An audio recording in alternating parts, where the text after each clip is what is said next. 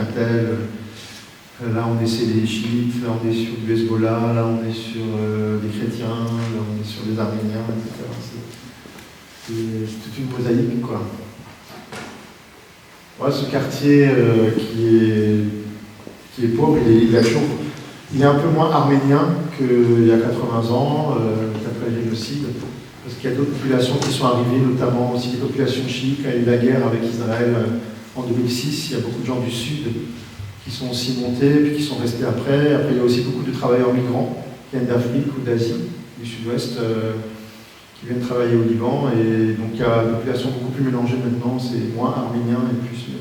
Mais toujours aussi avec beaucoup de soucis de pauvreté, de mafia, de drogue, de délinquance, enfin tout ce qui accompagne souvent la pauvreté. Voilà, mais aussi sympathique, très populaire. Et voici ce centre. Alors vous voyez que c'est le centre social des églises protestantes arméniennes. Vous avez marqué ça en arménien, en arabe, en anglais. Et donc là, il y a une sorte d'autoroute suspendue qui passe, et puis il y a la cour. Voilà, une fois qu'on entre, il y a une grande cour où les enfants peuvent faire des jeux. Et puis voilà, donc dans ce centre social, il y a 3 assistantes sociales. Léna, la directrice, Taline, une autre qui est juste nouvelle, qui s'appelle Saucé, dont je n'ai pas la photo. Et cette dame, par exemple, c'est une dame de Syrie, c'est une réfugiée syrienne. Alors la particularité, c'est que les gens qui viennent dans ce centre sont tous de culture arménienne. C'est pas qu'on n'accueille pas les autres, mais on parle arménien, et les gens fonctionnent par communauté au Liban. Donc, principalement, ce sont des Arméniens, il y a aussi des fois quelques autres, il y avait des Kurdes qui étaient passés, je sais, etc. Voilà, donc qu'est-ce qu'on va faire dans ce centre? On va d'abord accueillir les gens. Voilà, là c'est l'endroit où il y a plein de chaises, etc. Bon, là, c'était pendant le Covid, il y avait un peu de distanciel qu'il fallait respecter. On va essayer d'écouter les problèmes. Souvent, les gens viennent avec des soucis, et ils vont venir avec le souci le plus pressant, mais souvent ils en ont d'autres aussi. Et on sait que dans l'aide sociale, il ne faut pas juste aider peut-être pour le loyer, mais peut-être qu'on va découvrir qu'en termes de soins, il y a un besoin ici, en termes d'essayer de trouver un emploi, est-ce que les enfants n'ont pas assez à manger, est-ce que le mari est parti, il n'y a pas assez de ressources, tout ça. Donc on va écouter, on va accompagner, on va essayer de mieux comprendre les besoins, la situation des personnes. Évidemment, le nombre de personnes qui est venu toquer à la porte depuis 2019 a augmenté de manière faramineuse, donc c'est plus compliqué des fois aussi de faire une enquête sociale, de se rendre dans les familles chez elles pour mieux voir dans quoi elles vivent, mieux se rendre compte, etc. Il y a différents publics, il est parti tout seul, il y a différents publics qui sont visés, touchés par ce centre, plusieurs centaines de personnes, mais alors on va s'adresser aux familles, on va s'adresser aussi aux personnes âgées, isolées, qui n'ont plus d'enfants, parfois font partie à l'étranger, peut-être partis immigrés, etc. Ils ont un problème de dépendance, se retrouvent seuls, voilà, plus personne pour les aider, parce que là-bas, principalement, il y a peu besoin de retraite, et donc, normalement, c'est vos enfants qui prennent soin de vous. Et quand les enfants, à cause de la crise et des problèmes, ils n'ont pas de quoi prendre soin de vous, de personnes âgées, ça devient très compliqué. Et puis, un autre public, c'est tout ce qui concerne le travail pour les enfants et la jeunesse. Et puis, le travail auprès des réfugiés syriens. Parce qu'il y avait donc beaucoup de réfugiés syriens de la communauté arménienne aussi d'Alep, qui sont venus à Beyrouth pour fuir la guerre. Voilà, alors il y a plein de choses qui se font, il y a de l'aide, des colis alimentaires, du lait en poudre, lait infantile et des couches pour les enfants, pour les bébés, parce qu'il y a beaucoup de pénurie autour de ça, et ça coûte cher. Aider des personnes à payer leur loyer, aider à payer des charges, faire des réparations des fois dans des petits studios appartements où vivent les gens. Il y a du soutien psychologique. Il y a de l'aide médicale, là on voit des médicaments classés, etc. Donc les gens viennent avec leurs ordonnances, puis on essaie de savoir s'ils ont été aidés par d'autres associations, chez qui ils ont été, etc. Et on va leur commander des médicaments dont ils ont besoin, en les achetant moins cher, avec des pharmacies qui sont dans la coopération. Il y a tout un réseau autour de ce centre social pour venir en aide voilà, de différentes manières. Là c'est la réserve, vous voyez le lait en poudre, etc. En fait, j'ai appris qu'au Liban, c'est un pays qui importe 80% de ses besoins. Il ne produit pas grand-chose. Et donc on ne trouve pas de lait en liquide, quoi. Tout est en poudre, tout est importé. Donc avec l'inflation, avec tous les problèmes économiques, ça. Il y a des gens qui ont fait de la spéculation sur, qui gardaient des médicaments, et du lait en poudre, tout ça, les prix montaient, après ils le vendaient. Donc c'est très dur pour les gens. Et même les assistantes sociales, des fois, ils sont obligés d'aller au marché noir à trouver des trucs, en espérant que c'est pas frelaté, etc. Tous les jours, il y a du soutien scolaire. À partir de l'après-midi, les enfants, moyennant ils sont à l'école le matin, après ils vont manger vers 14h, et puis après, voilà, en l'occurrence ici, de l'aide de soutien scolaire. Depuis quelques mois, avant le soutien scolaire, c'était un certain jour, ils donnent à manger aussi aux enfants, parce qu'ils ont remarqué qu'ils venaient le ventre vide. Ils n'avaient pas assez à manger, donc pour étudier le ventre vide, c'est pas top. Donc ils ont mis ça en place. Il y avait aussi tout un programme d'aide à des ados pour pas qu'ils tombent dans la délinquance, à des décrocheurs. Et puis tous les samedis matins, et pendant les vacances, il y a une centre aérée chrétien. Avec, voilà, par exemple l'été. Vous pensez qu'il y a la mer pas loin au Liban, hein, mais Bertrand a vu la mer, en fait, là où c'est propre, c'est privé, quoi, hein, parce que tout le monde construit comme il veut, donc les promoteurs construisent à côté de la plage, on privatise les plages, les seules plages publiques, il vaut mieux pas mettre le pied, vu toutes les horreurs qui sont par terre, toutes les saletés. Il fait super chaud et super humide l'été à Beyrouth, donc là c'est dans la cour, ils ont 100 enfants hein, dans une cour qui est à peu près aussi grande que le temple, là, je pense. Peut-être un tout petit peu plus grand. Donc il y a toujours du bruit, enfin je ne sais pas comment ils font l'animation, ils n'ont que quelques salles avec des ventilateurs et tout. Mais ça marche, voilà, encore le centre aéré. Il y a toujours un thème chrétien, là c'était être audacieux, hein, bold in Christ, audacieux avec le Christ. Voilà, donc ça c'est des choses très belles aussi dans tous ces enfants. C'est pareil, c'est de la gym. Si vous voulez faire du sport, au Liban, c'est compliqué, notamment à Beyrouth.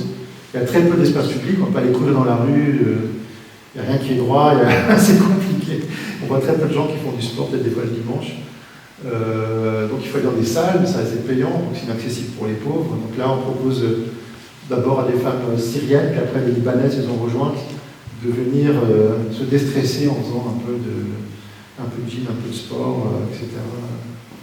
À chaque fois, ils créent, en fonction des besoins, ils créent des nouvelles choses pour aider les personnes. Cette famille, j'avais pu visiter, on avait pu échanger.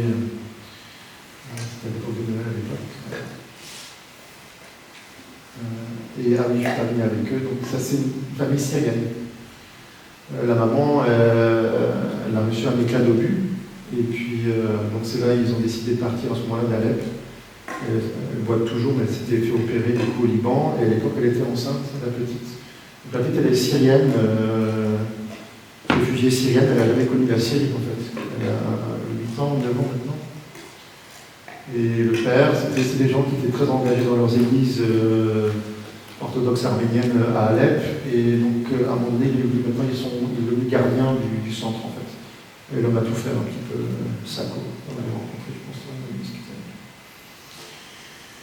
Voilà, donc c'est sûr que aider ce centre, déjà ça se justifie par la population défavorisée du quartier, mais avec toutes les crises qui ont plombé le Liban depuis 6 ans, ça s'est démultiplié. On a essayé de trouver des fonds supplémentaires pour aider davantage, quoi. Ils ont aidé des familles qui avaient été touchées aussi par les l'explosion du port. Le port, pourtant, il est à 3-4 km à vol d'oiseau, mais il a impacté, le souffle a détruit plein de choses, des gens ont été choqués aussi, traumatisés, etc. Voilà, donc ça c'est le collègue hollandais justement, Paris. Et les Hollandais, ils ont plus de protestants, quoi, donc ils arrivent à ramasser plus d'argent que nous, c'est bien souvent. Voilà, j'ai aussi mis quelques photos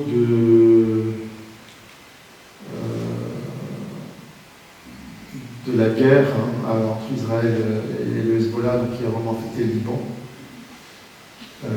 Simplement pour dire qu'on a là aussi aidé au niveau du Liban pendant toute cette période avec des appels d'urgence et des projets particuliers. D'abord pour venir aider villages chrétiens touchés, comme ça j'avais déjà montré ce matin, des villages sur le sud du Liban, quoi, qui étaient sur la ligne de front, si on veut. Et puis après, donc ça c'est la maison d'un conseiller presbytéral, donc il n'a plus de maison. Et puis après, à partir d'octobre 2023, et puis donc là c'était un an après, on a en fait, en octobre 2024, c'est là que la guerre s'est intensifiée. Donc là, il y a une petite association protestante et les églises protestantes ont mis en place des programmes pour aider les Libanais déplacés, donc principalement des Libanais, pas chrétiens, mais de la population chiite qui est associée au Hezbollah, même s'ils ne sont pas tous Hezbollah, quoi, mais voilà, sur les 1 million de personnes qui ont dû fuir, il y avait quelques chrétiens, il y a quelques sunnites, mais surtout des chiites. Donc tout d'un coup, à Beyrouth ou ailleurs, les quartiers c'était plein de réfugiés, plein de personnes. Toutes les écoles publiques ont été ouvertes et a accueilli des gens. On a des halls je sais pas quoi, des halls d'exposition, tout a été transformé pour accueillir tous ces gens qui ont dû fuir leur foyer. Et là, vous voyez, c'est cette association qui s'appelle Compassion Protestant Society, association Compassion Protestante, on peut dire ça comme ça, qui avec des jeunes, des paroisses en fait, et des jeunes étudiants en théologie et d'autres, un moment de prière avant d'aller confectionner des repas et distribuer des repas à des gens qui étaient réfugiés dans une école. Voilà, donc les églises ont fait à leur niveau, en disant qu'on ne peut pas être solidaire de nos voisins. On ne va pas rester juste entre chrétiens, machin, etc. Voilà. Ça, c'est un centre de rencontre chrétien dans la ville de Sarlé, dans la plaine de la Beka, qui ont accueilli des familles musulmanes, chiites, voilà aussi.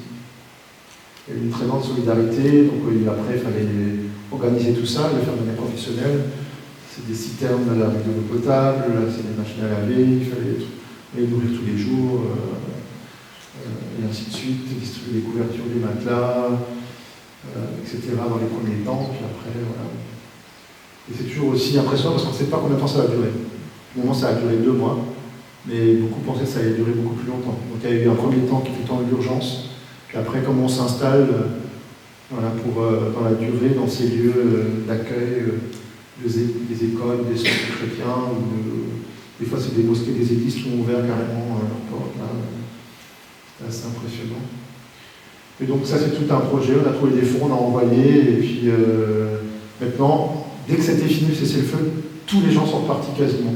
90% des gens sont repartis chez eux, voir ce qu'il en était de leur maison. Certains trouvaient leurs proches, c'est très important, hein, retrouver les restes des personnes qui sont sous les décombres et puis les enterrer, etc.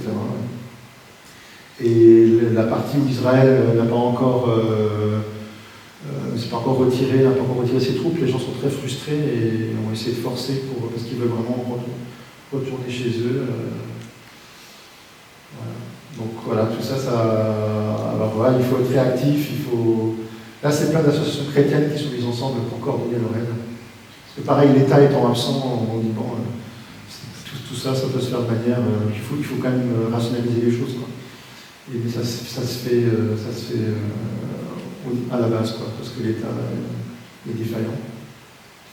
Et ça, c'est le directeur de l'ONG protestante, Amir Vital. Donc ils ont fait plein de choses et ils vont continuer d'aider maintenant des populations dans le sud à reconstruire leur maison. Et aussi aider les enfants à être rescolarisés. Parce qu'il y a beaucoup d'écoles qui ont été, comme dans le sud du Liban, ont été détruites ou qui ne sont pas réhabilitées. Donc il y a des enfants voilà, certains ils ont déjà loupé une année d'année scolaire. Enfin voilà, c'est ça. On va continuer. Là, c'était, voilà, bon je vais passer, c'était des choses similaires mais faites par les églises arméniennes. Avant, c'était les églises arabophones avec cette association. Ils ont fait exactement le même genre de choses, mais à des endroits où ils étaient implantés en termes de paroisse. Voilà. C'est des étudiants de l'université à Agazian, cette université arménienne protestante, qui évidemment accueille des gens de toutes confessions. Les étudiants ont lancé la chose et les églises ont suivi derrière. Ça, c'était bien aussi. Le club de solidarité de l'université. Ça, c'est un village arménien dans la plaine de la Beka. Alors, Anjar, ça s'appelle. Et il y a un internat, il y a une école, il y a une église protestante. Et des fois, les Israéliens envoient des messages sur vos portables en disant on va bombarder, vous avez 2 heures, vous avez 15 minutes, ça dépend, pour partir. Lui, il a reçu un message comme ça en pleine nuit, 4 heures du matin, et il avait en charge 80 enfants dans son internat. Il ne voyait pas, on l'avait visité Anjar, on ne voyait pas comment il se disait mais c'est impossible. Et puis il se dit bon, Anjar, c'est que chrétiens, ils ne vont pas quand même nous taper nous. Donc on reste, on verra bien, ils vont beaucoup prier, et puis ça a bombardé tout autour, mais finalement ils n'ont pas été touchés. C'était un peu le stress quand même. Donc là aussi, ils ont impliqué les enfants d'internat. Et c'est des enfants qui viennent de Bourg-Jarnoux, de ce quartier défavorisé. Donc ils ont été mis à l'œuvre aussi pour dire vous pouvez aussi aider, confectionner des repas, distribuer, et ainsi de suite. Voilà. Cette période maintenant, on espère qu'elle est passée. Ça va toujours? Il est quelle heure? Je suis trop long, pas assez long?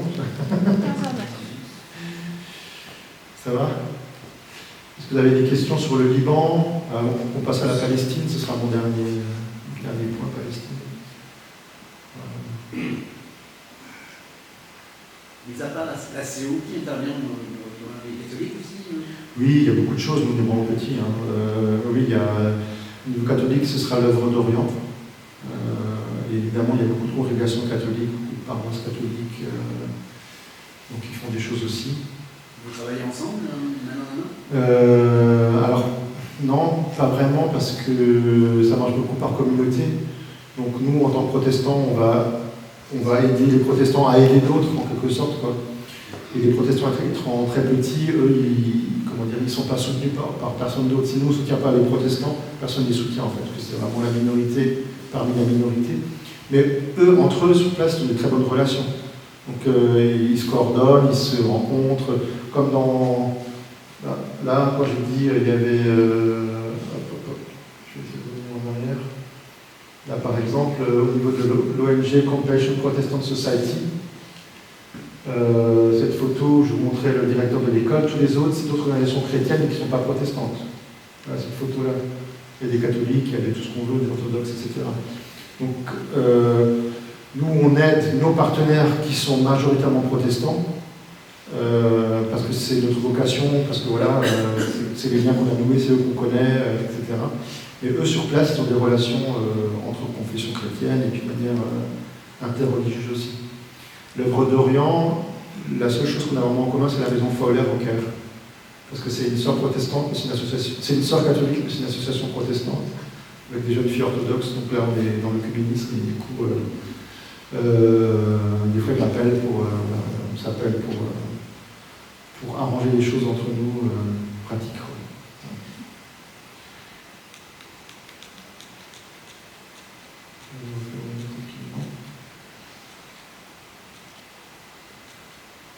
Et c'est vrai que chacun a son réseau et que c'est important que eux sur place se coordonnent, quoi, mais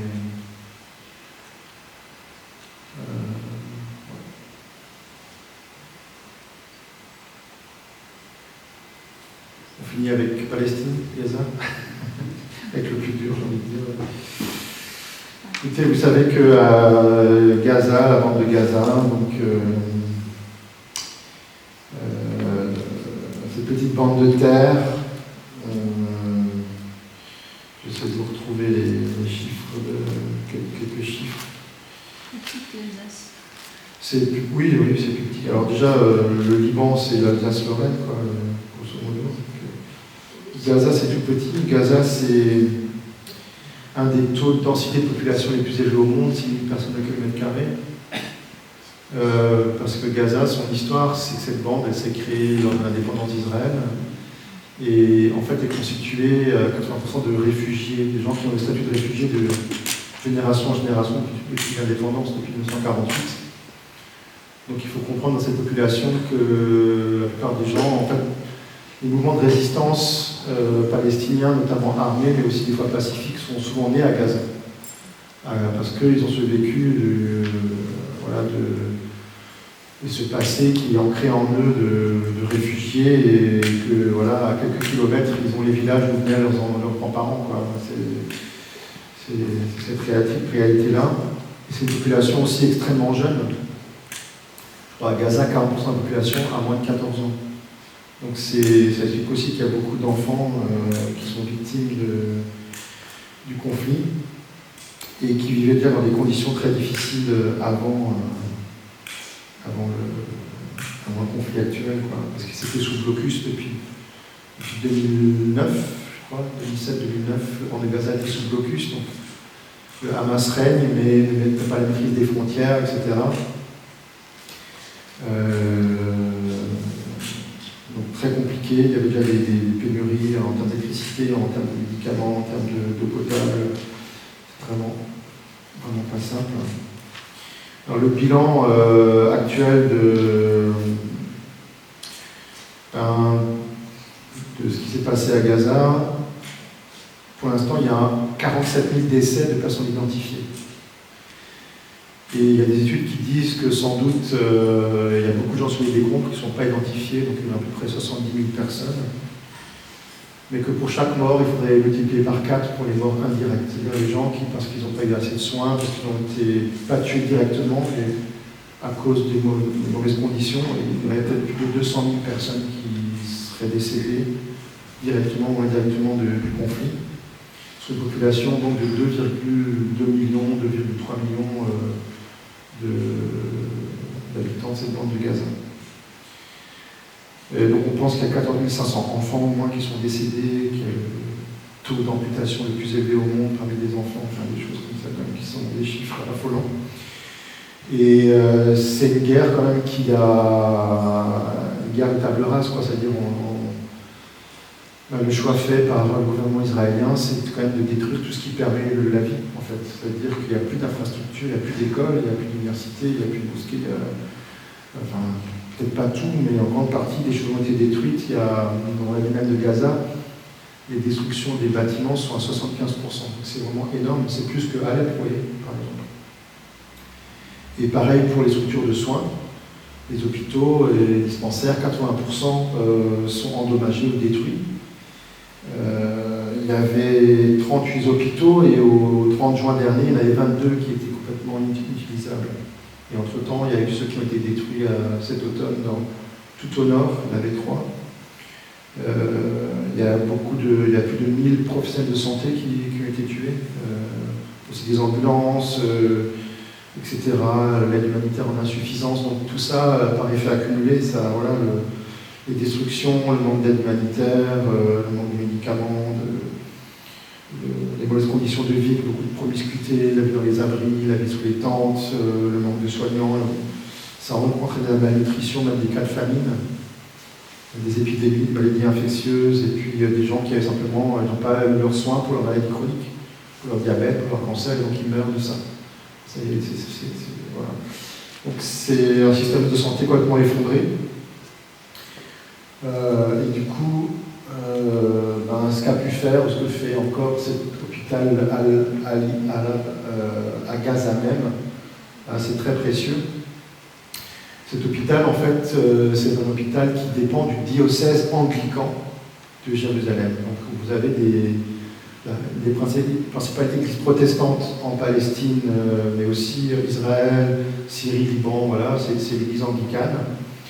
Et avec un archevêque de Jérusalem. Et le premier hôpital jamais créé à Gaza, c'est celui-ci, au XIXe siècle, par le missionnaire anglican de l'époque.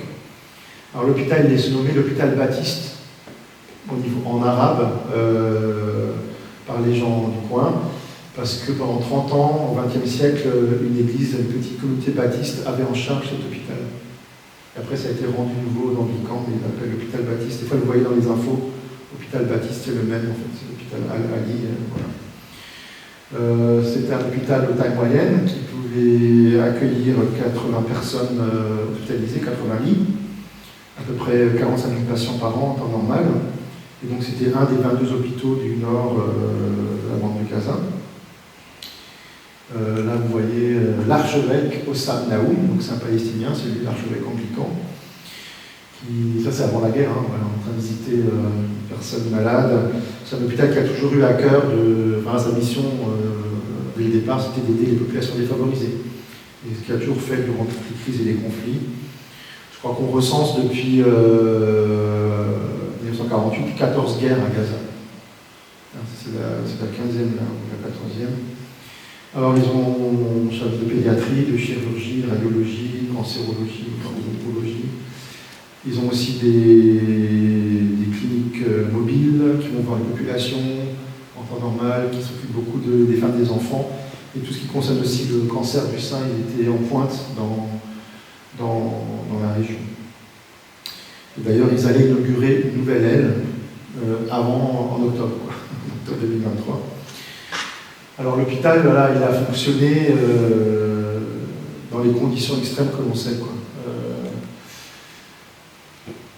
Il a été touché, je ne sais pas si vous vous souvenez, en octobre, le 17 octobre, mais déjà avant le 14, il y a eu justement un missile israélien qui est tombé dans les étages supérieurs, qui a détruit une partie du département de radiologie et puis d'oncologie. Ça fait quelques blessés parmi les soignants. Et puis 3 jours après, il y a eu une frappe dans la cour. Alors quand vous passez l'arche, ici, il y a une grande cour. Et l'armée israélienne avait demandé aux populations du nord, avant de Gaza, d'évacuer vers le sud, de pousser. Il faut se rendre compte aussi que Gaza, c'était la plus grande ville palestinienne, 700 000 habitants, juste la ville de Gaza. Et donc le nord de Gaza, c'était, le nord de la bande de Gaza, c'était plus d'1 million d'habitants, donc au moins la moitié des gens de la bande de Gaza étaient au nord. Et ils ont tout fait pour évacuer le nord, pour différentes raisons stratégiques, etc. Et vous savez que c'est que depuis une semaine que les gens peuvent revenir dans cet extrême nord de la bande de Gaza. Et donc il y a des gens qui ne voulaient pas partir, on ne sait pas, on n'a personne, on va être à la rue, tout ça, et donc ils ont préféré se réfugier dans des mosquées, dans des églises, en disant peut-être qu'on sera sûr, et dans des hôpitaux. Donc dans cette cour, vous avez plein de gens qui mettent des tentes et puis qui habitent en permanence, donc il y a une foule toujours immense dans cette cour de l'hôpital, et vous avez les familles des patients aussi qui accompagnent leurs patients. Et donc, le 17 octobre, c'était une des premières polémiques au niveau mondial, il y a eu des roquettes, des missiles, je ne sais pas, une salle qui est tombée dans la cour et qui a fait entre 200 à 500 morts. C'est une polémique pour savoir si c'était une roquette israélienne ou si c'était le djihad islamique qui s'était planté, sans doute que c'est ça en fait. Mais voilà. Donc c'était cet hôpital-là. Et ça a détruit, évidemment, ça a tué beaucoup de gens. Là, on voit les gens qui rentrent, qui sortent. Voilà. Et là, c'était le jour d'après, quoi. Il y avait le parking, ça a tapé, voilà, ça a détruit énormément de choses. Ça a détruit une ambulance, mais ça a détruit aussi les salles avec tout ce qui était échographie, mammographie, une salle d'opération, une salle d'op, a été entièrement détruite, des bureaux. Voilà. Donc ça, c'était un des épisodes très durs qu'ils ont vécu. Voilà, je ne vais pas lire toutes les images les plus atroces qui m'ont venus, je vous épargne, mais voilà, c'est des conditions, de toute façon, pour soigner les gens avec un manque d'anesthésie, avec des manques de matériel, de médicaments très très compliqués. Fin décembre 2023, c'était le seul hôpital encore en fonctionner dans le nord de la bande de Gaza.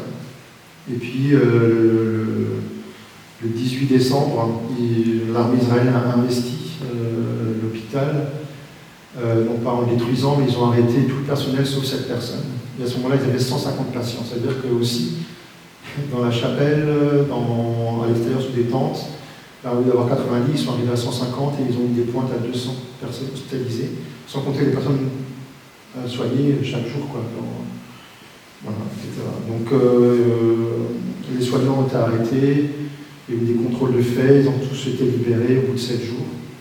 Évidemment, pendant une semaine, ils n'ont plus accueilli personne, quoi. Alors qu'il n'y avait plus aucun autre hôpital dans le secteur qui fonctionnait. Et vous savez qu'il y a eu des hôpitaux beaucoup plus grands qui ont été entièrement dévastés. L'hôpital Al-Shifa, c'était en 2 fois, parce que bon, ils disaient qu'il y avait des combattants, il y avait sans doute des combattants aussi, il y avait des tunnels, tout ça. Dans cet hôpital, il n'est pas du tout en lien avec le Hamas, il est soutenu par des églises et par des institutions mondiales comme l'Organisation mondiale de la santé, des organismes de l'ONU, avec lesquels il y a des partenariats. Et d'ailleurs, tout ce qui peut parvenir à l'hôpital, ça vient, évidemment, il faut les autorisations de l'armée israélienne, mais ça vient avec les organismes de l'ONU ou de l'OMS et ainsi de suite. Voilà, donc ils ont soigné jusqu'à 700 patients par jour, 20 opérations par jour avec un bloc opératoire en moins. Donc ça veut dire que les médecins qui sont restés sont eux-mêmes des gens dont les familles étaient complètement touchés par la guerre et puis qui habitent dans l'hôpital non-stop et qui soignent non-stop avec ce qu'ils peuvent, dans des conditions très difficiles, même si là ça a l'air normal, en fait ça l'est pas. Voilà, quelques images qu'on m'a envoyées. À un moment donné, comme tout le monde devait aller vers le sud de la bande de Gaza, à Rafah, il y a quand même des médecins, des soignants qui sont partis, ils ont ouvert des dispensaires là-bas, ils se sont arrangés. C'est tout un micmac aussi pour... voilà, donc ils ont réussi à faire ça.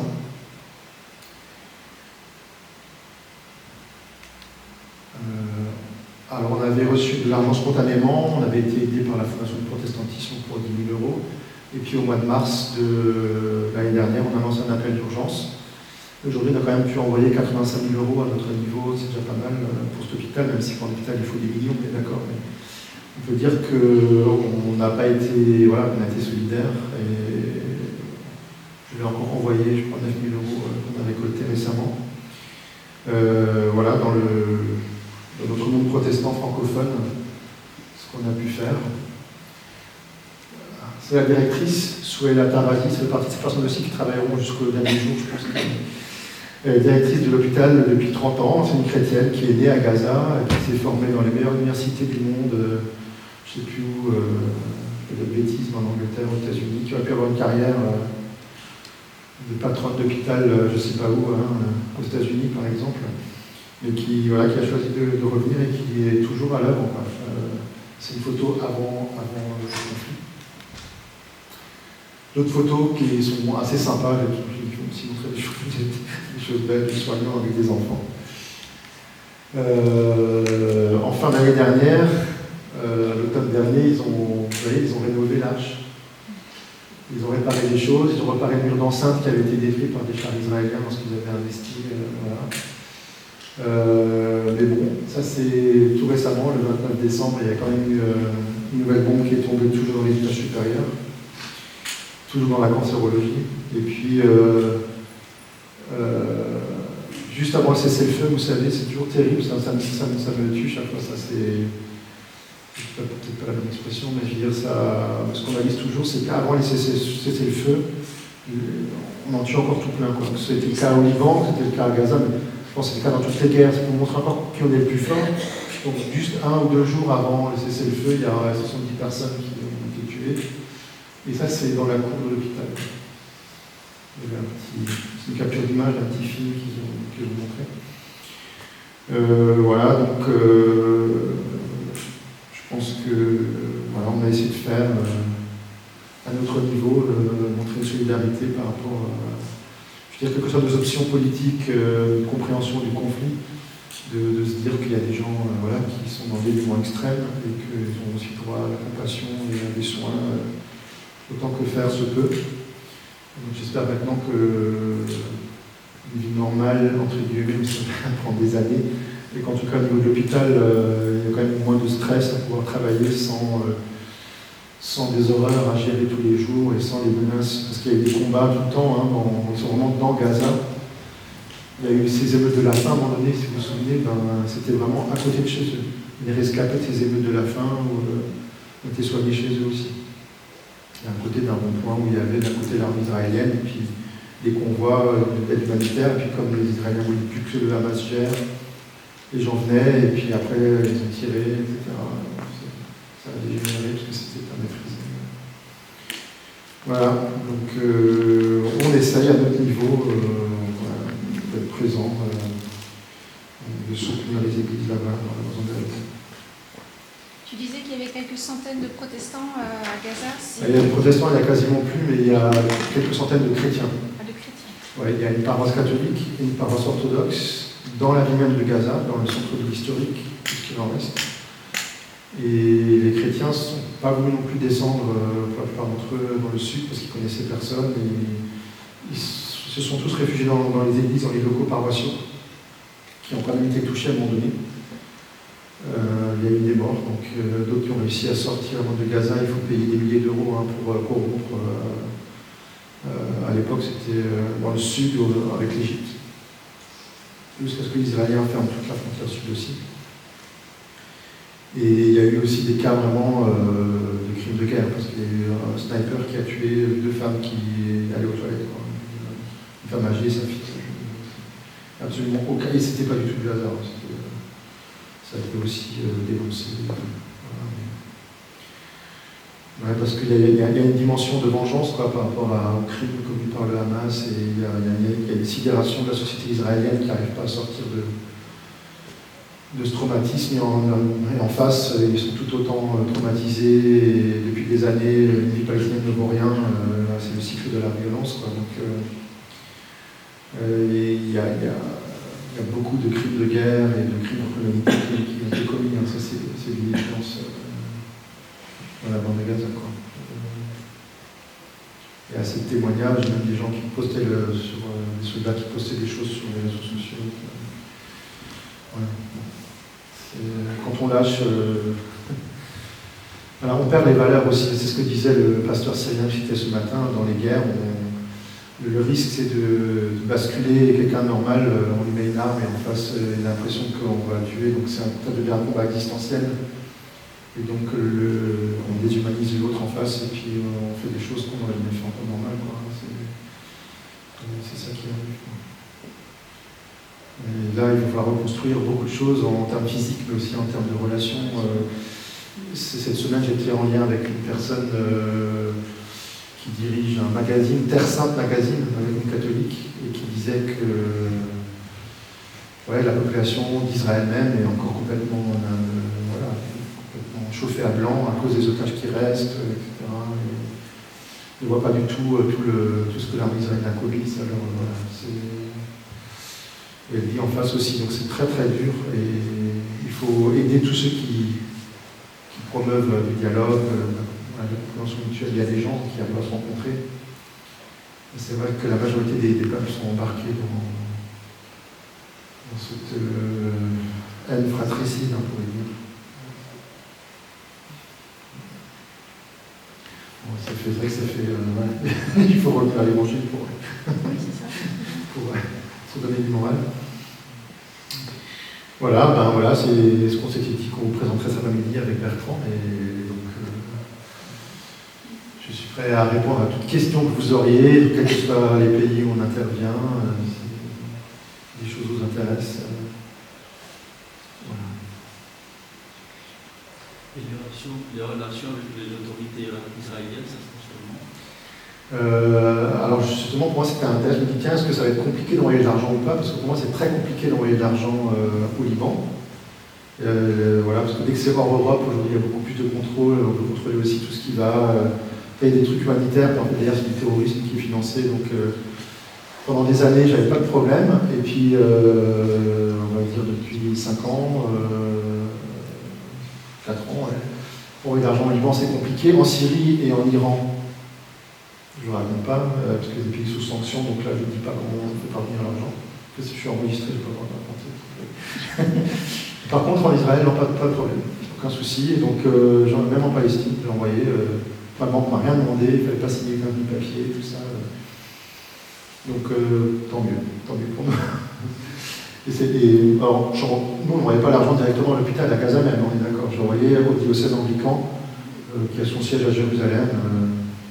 Mais j'ai aussi envoyé en Palestine pour l'église luthérienne. On a aussi aidé, parce qu'en Cisjordanie, en fait, on en parle moins, mais c'est très dur en Cisjordanie. Il y a 900 checkpoints actuellement, quasiment entre 800 et 900. Toute la vie est bloquée, chaque village et les rues sont fermées. Enfin, c'est un état de siège, avec beaucoup de violence de l'armée et des colons. Et en Cisjordanie, il y a 5-6 paroisses de cette église luthérienne. Alors le nom c'est Église évangélique luthérienne de Jordanie et de Terre Sainte, parce qu'ils ont une paroisse à Amman en Jordanie, avec des réfugiés palestiniens évidemment de l'époque. Et on a aidé pour des familles qui n'ont plus de revenus parce qu'ils ne peuvent plus travailler, tout simplement parce que tout est bloqué en Cisjordanie, pour les enfants des écoles de cette église, pour des choses déjà de matériel, on a aussi aidé, pour des choses comme ça. Et donc on a envoyé de l'argent en Palestine même, à Ramallah, pas de contrôle. Enfin, je pense qu'il y a des contrôles, mais On m'a rien demandé spécial, comme si je faisais un virement. Tu sais que c'est arrivé. Oui, c'est arrivé, oui. C'est bon.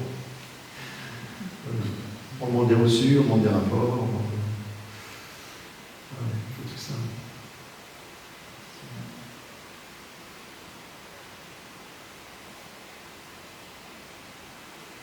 Je crois qu'on peut te remercier grandement pour... Merci beaucoup.